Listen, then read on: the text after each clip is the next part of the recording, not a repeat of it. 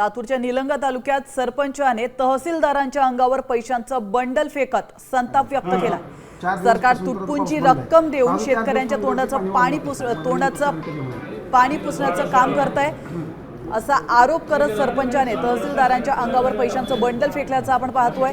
पैशाची तडजोड करता येत नाही आणि शासनालाच मदत करा असं वक्तव्य त्यांनी केलं।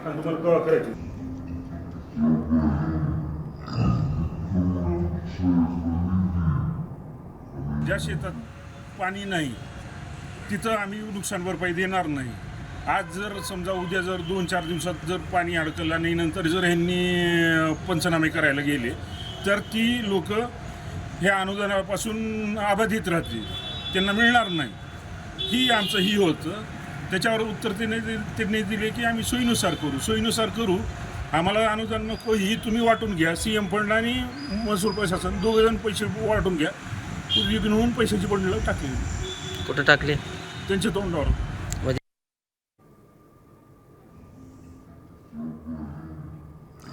तर आपण पाहतोय तहसीलदारांवर बंडल फेकण्यात आलेलं आहे पैशांचं। निलंगा तालुक्यातील सरपंचाने हे पैशांचं बंडल फेकलंय।